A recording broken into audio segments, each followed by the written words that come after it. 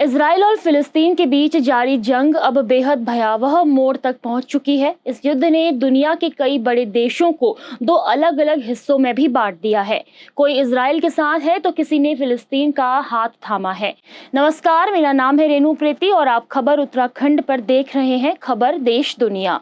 आतंकी संगठन हमास के इजराइल पर हमले के बाद शुरू हुई इस जंग में अब तक 2000 के करीब लोगों की मौत हो चुकी है। मरने वालों में अधिक संख्या फिलहाल इजराइल की है। दरअसल हमास ने अचानक हमला किया और इजराइल को संभलने का मौका नहीं दिया। हालांकि इस हमले का जवाब जब इजराइल ने दिया तो मानो हर ओर लाशें बिछने लगी। वक्त बीतने के साथ ही युद्ध की विभीषिका और हमास के आतंकियों की बर्बरता सामने आ रही है। इजराइल की इमारतों में 40 शिशुओं के कटे सिर मिले हैं। दावा किया जा रहा है कि हमास के आतंकियों ने इन बच्चों के सिर धड़ से अलग कर दिए। इसके साथ ही हमास के आतंकी इजराइल के कई लोगों को बंधक बना चुके हैं, जिनमें अधिकांश महिलाएं भी शामिल हैं। कई महिलाओं के साथ दुष्कर्म और उन्हें जला देने की खबरें भी सामने आई हैं। हमास के आतंकियों की बर्बरता का अंदाजा इसी बात से लगाया जा सकता है कि इजराइल के कई इलाकों में घरों से जले हुए शव बरामद हो रहे हैं।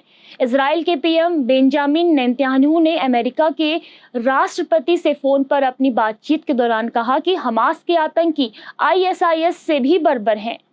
वहीं इस युद्ध के शुरू होने के बाद दुनिया दो हिस्सों में बंट गई है। कई बड़े देश मसलन अमेरिका, फ्रांस, ब्रिटेन, जर्मनी और स्पेन इजराइल के साथ खड़े हैं। अमेरिका ने इजराइल को हथियारों की बड़ी खेप भेजी है।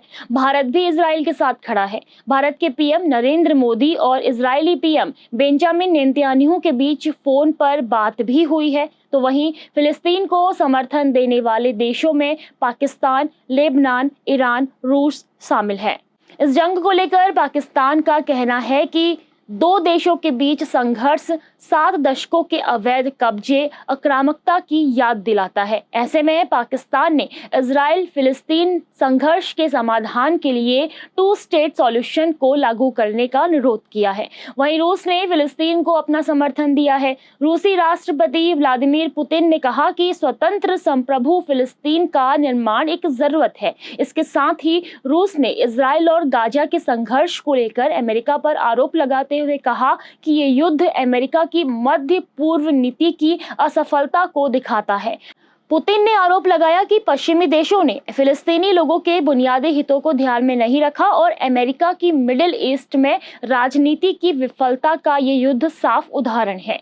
वहीं यदि हम भारत की बात करें तो भारत हमेशा से ही फिलिस्तीन का समर्थन करता आया है, लेकिन इस बार भारत ने इजराइल का साथ दिया है, जिसका एकमात्र कारण है आतंकवाद। दरअसल पहली वजह इजराइल को समर्थन देने की यही है कि इजराइल पर हमास ने गलत तरीके से अपना हक मांगने के लिए युद्ध छेड़ा। इस युद्ध में निर्दोष महिलाओं, बच्चों को निशाना बनाया गया, उनके साथ बर्बरता की गई और सैकड़ों जानें चली गई। इसके साथ ही दूसरी वजह यही है कि भारत और इजराइल के बीच एक समानता है और वो समानता है सीमा पार आतंक का सामना करना, और भारत हमेशा से आतंक के खिलाफ रहा है। यही वजह है कि भारत इजराइल को अपना समर्थन दे रहा है। वहीं अब इजराइल के प्रधानमंत्री बेंजामिन नेतन्याहू ने भी हमास को कड़ी चेतावनी दी है। उन्होंने कहा कि इजराइल ने युद्ध को शुरू नहीं किया है, लेकिन इसे खत्म जरूर करेगा। ऐसे में अब दो देशों की ये जंग कई देशों पर प्रभाव छोड़ सकती है। सभी देश अपनी विचारधारा के अनुसार दोनों ही देशों में से किसी एक को अपना समर्थन दे रहे हैं। यह हमला कब शांत होगा कुछ कहा नहीं जा सकता, लेकिन इस युद्ध के शुरू होने के बाद अब मिडिल ईस्ट में एक गहरा तनाव देखा जा रहा है।